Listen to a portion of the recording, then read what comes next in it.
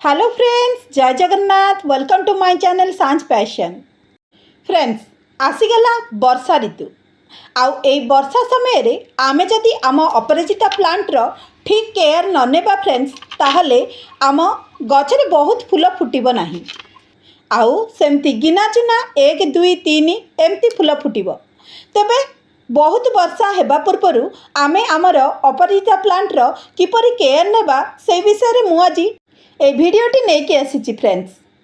वर्षा दिने आम गछरे बहुत फूल फुटी थाए, कारण वर्षा पानी रे फ्रेंड्स बहुत सारा नाइट्रोजेन थाए, जहा फल रे आम गछरे से पानी पड़िले गछटी आमर हृष्टपुष्ट हवा सहित गछरे फूल लदी हो जाई थाए।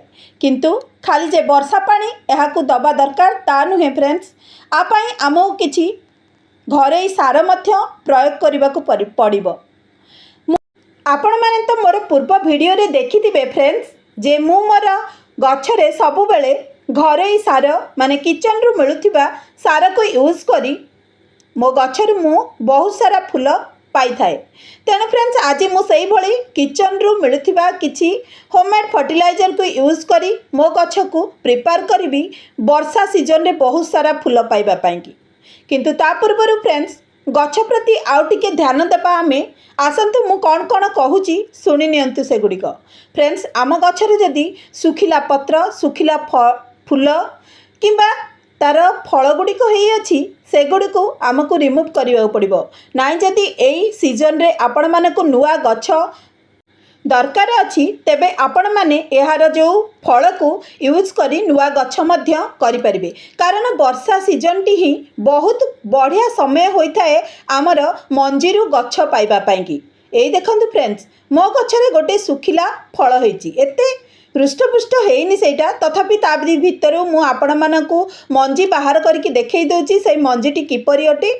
एई देखंतु फ्रेंड्स, जो कला मंजीटी देखा जाउची, एई भली 4-5टी मंजी एई मंजीरु बाहरी थाए। आ ताकू आपण माने सेई पॉट रे मध्य लगै परंती, नहले अलगा किछि पॉट रे बाली किछि अधिका देइकी लगै दियंतु। आपणक गछटी निश्चित भलरे बढ़ी परिबो। हाँ फ्रेंड्स, आउ मध्य आपण माने एई समय रे तार ड्रेनेज होल को टिके चेक कर नेबे। आपणक पॉट रे पानी दे देउ ताहा सांगे सांगे बाहरी जाउची कि नाही। कारण वर्षा दिन फ्रेंड्स, खरा दिने एते पोक किंबा फंगस रो अटैक हेई न थाए हमर ए अपराजिता प्लांट रे।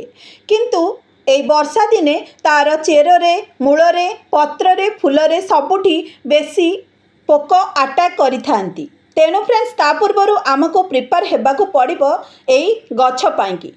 ए देखंतु फ्रेंड्स, मु गोटिए पॉट रे मोर 2टी रंगर अपराजिता लगैथिली, जोटा कि धला आउ नील अपराजिता। ताको मु गोटे बाड़ी साहाय्य मड़ेइथिली, किंतु सेगुड़िक छंदी छंदी होइथिबा जोगु बहुत फूल फुटु नथिला फ्रेंड्स। तेणु मु आज ताकू ता पाई की गोटे जुगाड़ करिछि। आम घरे थिला किछि प्लाई रो स्टिक को यूज करी मु ता पाई गोटे सीढ़ी तैयारी करिछि। आज आपण मैंने भावुथिबे, अरे शांति कौन सीढ़ी कथा कहलेनी। हाँ फ्रेंड्स, गछटी को मोर ए वर्षा दिने गहलिया करबा पई मु गोटे सीढ़ीर व्यवस्था करिछि फ्रेंड्स। आग को आपण को देखैबी से सीढ़ीटी मु किपरि बनैछि। एबे मु मोर 2टी जाक गछ को जो छंदी हेकी थिला ताको मु अलगा अलगा कर देछि। ए देखंतु, एटी होछि गोटे ब्लू अपराजिता आउ एटी होछि मोर व्हाइट अपराजिता बा धला अपराजिता। 2टी जाक को जो छंदी होता ताको मु अलगा अलगा कर देछि फ्रेंड्स।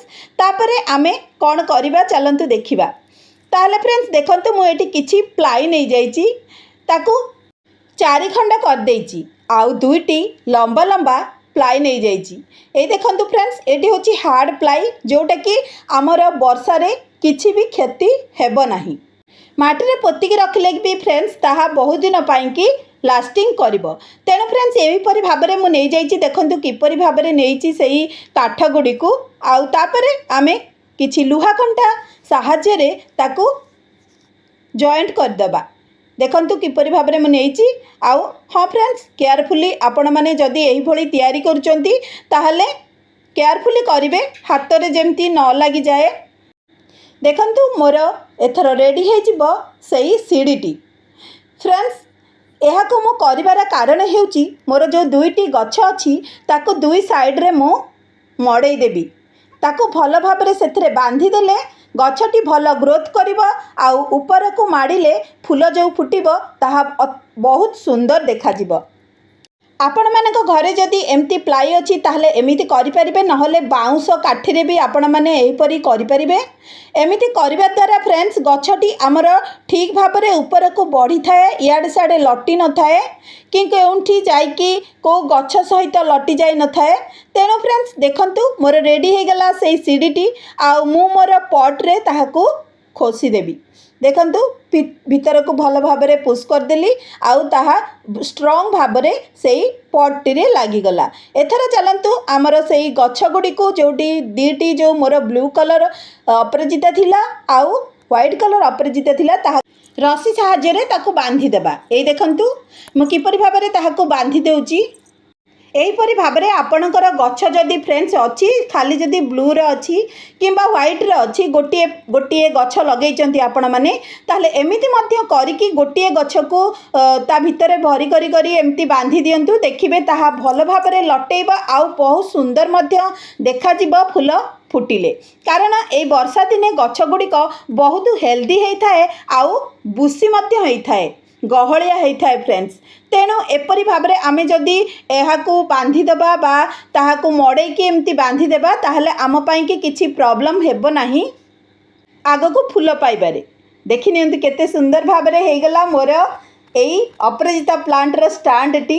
ବହୁତ ସୁନ୍ଦର ଦେଖାଯାଉଛି ନା ଫ୍ରେଣ୍ଡସ୍? ଯଦି ଭଲ ଦେଖାଯାଉଛି ଆପଣମାନେ ଭାବୁଥିବେ ତାହେଲେ ଭିଡ଼ିଓଟିକୁ ଲାଇକ୍ କରିବା ସହିତ କମେଣ୍ଟ ବକ୍ସରେ ନିଶ୍ଚିତ ଜଣାଇବେ କେମିତି ଲାଗିଲା ମୋର ଏଇ ଷ୍ଟାଣ୍ଡଟି ବା ସିଡ଼ିଟି, ଯାହାକୁ କି ମୁଁ ଭଲ ଭାବରେ ମଡ଼େଇ ଦେଇଛି ମୋର ଅପରାଜିତା ପ୍ଲାଣ୍ଟକୁ ସେଇ ସିଡ଼ିଟିରେ। ଖାଲି ଯେ ପ୍ଲାଇ ହେଲେ ତାହା ହେବ ତାହା ନୁହଁ ଫ୍ରେଣ୍ଡସ୍, ଆପଣମାନେ କୌଣସି ବାଡ଼ି ସାହାଯ୍ୟରେ ବି ତାହାକୁ ମଡ଼େଇ ଦେଇପାରିବେ।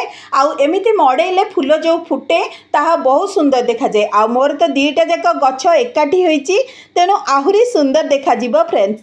ତାପରେ ଫ୍ରେଣ୍ଡସ୍ ଦେଖନ୍ତୁ ସେଇ ମୂଳରେ ପଡ଼ିଥିବା ସବୁ ପତ୍ର ଗୁଡ଼ିକୁ ଆପଣମାନେ କାଢ଼ି ନେବେ, କାରଣ ଏଇ ବର୍ଷା ସମୟରେ ବେଶୀ ଫଙ୍ଗସ୍ ଲାଗିଥାନ୍ତି ମାଟିରେ ଆଉ ଗଛର ଚେରକୁ ଖରାପ କରିଦେଇଥାନ୍ତି। ତେଣୁ ଆପଣମାନେ ଯେତେ ପତ୍ର ଅଛି ସବୁ ଏଇ ବର୍ଷା ସିଜନରେ କାଢ଼ି ଦିଅନ୍ତୁ ଆଉ ଭଲ ଭାବେ ସାର ଦେବା ପୂର୍ବରୁ ଗୁଡ଼ାଇ କରିନିଅନ୍ତୁ ବା ତାକୁ ଟିକେ ହାଲକା ହାଲକା ଖୋଳି ନିଅନ୍ତୁ। ଦେଖନ୍ତୁ ମୋର ଅପରାଜିତା ପ୍ଲାଣ୍ଟର ମାଟି ଗୁଡ଼ିକ କେତେ ଫପସା ଅଛି। ତାପରେ ଫ୍ରେଣ୍ଡସ୍ ଚାଲନ୍ତୁ ଦେବା ଆମେ ହୋମମେଡ୍ ଫର୍ଟିଲାଇଜରକୁ ବା ଘରୋଇ ସାରକୁ। ଏଠି ନେଇଛି ମୁଁ କିଛି ଚାଉଳ ଆଉ ନେଇଛି ଲିମ୍ବ ପତ୍ର, ତା ସହିତ ହଳଦୀ ଫ୍ରେଣ୍ଡସ୍। ଏହା ହେଉଛି ଗୋଟିଏ ହୋମମେଡ୍ ଫର୍ଟିଲାଇଜର ବନେଇବାକୁ ମୁଁ ଯାଉଛି। ଫ୍ରେଣ୍ଡସ୍ ନେଇଯାଇଛି କିଛି ଅରୁଆ ଚାଉଳ, 4-5 ଘଣ୍ଟା ପୂର୍ବରୁ ମୁଁ ତାକୁ ଏମିତି ଭାବେ ଭିଜେଇ ରଖିଦେଇଥିଲି ଆଉ ଏବେ ତାହା ଭଲ ଭାବରେ ଭିଜି ମଧ୍ୟ ଯାଇଛି ଆଉ ସେଥିରୁ ସବୁଯାକ ସାର ମଧ୍ୟ ବାହାରି ପଡ଼ିଛି ଫ୍ରେଣ୍ଡସ୍। ନେଇଯାଇଛି ସେଇ ଯେତିକି ପାଣି ଥିଲା ସେତିକି ଆଉ କିଛି ପ୍ଲେନ୍ ପାଣି ଆଉ ସେଥିରେ ମୁଁ ମିଶାଇ ଦେଇଛି ସେଇ ସାରକୁ। ତାପରେ ଫ୍ରେଣ୍ଡସ୍ ଲିମ୍ବ ପତ୍ରକୁ ମୁଁ ନେଇଯାଇଛି ଗୋଟେ ଜାର୍ରେ। ଏହା ହେଉଛି ଶୁଖିଲା ଲିମ୍ବ ପତ୍ର ଫ୍ରେଣ୍ଡସ୍। ଏହାକୁ ଓଦା ଜମା ନେବେ ନାହିଁ, କାରଣ ବର୍ଷା ସମୟରେ ଫଙ୍ଗସ୍ ଲାଗିବେ କି ପୋକ କୀଡ଼ା ଲାଗିବେ। ତେଣୁ ଶୁଖେଇକି ତାକୁ ଗ୍ରାଇଣ୍ଡିଙ୍ଗ ମୁଁ ଏଠି କରିଦେଲି। ଦେଖନ୍ତୁ ଭଲ ଭାବରେ ଗ୍ରାଇଣ୍ଡିଙ୍ଗ ହେଇଗଲା ଆଉ ତାପରେ ମୁଁ ତାହାକୁ ଭଲ ଭାବେ ଛାଣିଦେବି, କାରଣ ପତ୍ରର ଖଣ୍ଡ ଖଣ୍ଡ ସେଥିରେ ଯଦି ରହିବ ତାହେଲେ ପୋକ ଲାଗିବାର ମାଟିରେ ଚାନ୍ସ ଥାଏ। ତେଣୁ ଆପଣମାନେ ଏମିତି ଛାଣି କରି ତାହାକୁ ଦିଅନ୍ତୁ, ନହେଲେ ପାଉଡ଼ର କରିକିରି ଦିଅନ୍ତୁ। ଫ୍ରେଣ୍ଡସ୍ ଆମର ଲିମ୍ବ ପତ୍ରରେ ଆଣ୍ଟି ଫଙ୍ଗସ୍ର ଗୁଣ ବେଶୀ ଥାଏ। ଇଏ ହେଉଛି ସବୁଠୁ ବେଷ୍ଟ ମେଡ଼ିସିନ୍ ଆମର ଗଛମାନଙ୍କ ପାଇଁକି।